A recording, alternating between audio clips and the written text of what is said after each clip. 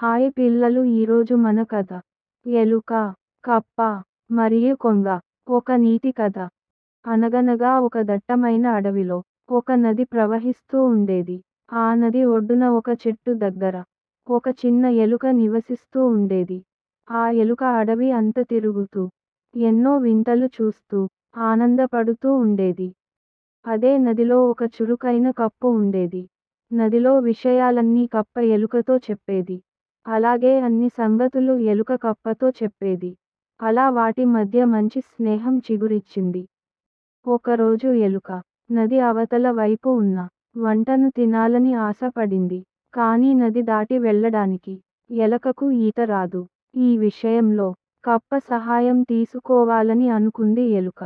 వెంటనే తన మిత్రుడు దగ్గరికి పరిగెత్తుకుంటూ వచ్చింది. మిత్రమా, నది అవతలి వైపున పచ్చని పంట పొలాలు ఉన్నాయి. నువ్వు నన్ను అక్కడికి తీసుకెళ్తావా అని చెప్పింది. దానికి కప్ప కాస్త ఆలోచించి ఇలా చెప్పింది. అయ్యో మిత్రమా, నీ బరువు నాకు చాలా ఎక్కువ అవుతుంది. నీకు ఈత కూడా రాదు. నిన్ను నా వీపు మీద పెట్టుకుంటే ఇద్దరం మునిగిపోతాం. అంతటితో ఎలుక వదిలేయకుండా మరొక ఉపాయం చెప్పింది. సరే, మరి ఒక తాడు తీసుకుందాం. తాడు చివర నువ్వు నీ కాలుకి కట్టుకో. ఇంకో చివర నేను నా కాలుకి కట్టుకుంటా. నువ్వు ఈత కొడుతూ వెళ్తే నేను నీ వెంట వచ్చేస్తాను, సరేనా? కప్పకి ఈ మాట ఏమాత్రం నచ్చలేదు. కానీ మిత్రుడు కోరుకున్నది వద్దు అనలేక అంగీకరించింది. ఇద్దరు వాళ్ళ కాళ్ళకి తాడుని కట్టుకున్నాను. ఆ తర్వాత కప్ప నదిలోకి దూకింది. అంతే, ఎలుక బరువుగా ఉండడంతో నీటిలో మునిగిపోయే పరిస్థితి వచ్చింది. ఎలుక ఊపిరి ఆడక నది నీటిపైన విలవిలలాడుతుంది. అప్పటికే ఆకాశంలో ఒక కొంగ ఎగురుతూ ఉంది. నీటిలో కొట్టుకుంటున్న ఎలుకని గమనించి మెల్లగా కిందకు వెళ్లి తన కాళ్లతో ఎలుకను పట్టుకుని పైకి ఎగిరింది. అప్పుడే ఎలుకతో పాటు తాడుని తన కాళ్ళుకి కట్టుకున్న కప్ప కూడా పైకి వచ్చింది.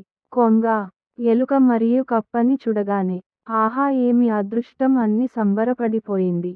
అయితే ఎలుక కప్ప మాత్రం భయంతో వణికిపోయి ఎలుకని నది అవతల వైపుకు తీసుకువెళ్ళడానికి తన శక్తి చాలదని తెలిసినా కూడా మొహమాటానికి పోయి ఈ పరిస్థితి తెచ్చుకున్నందుకు ఎంతో బాధపడింది కప్ప.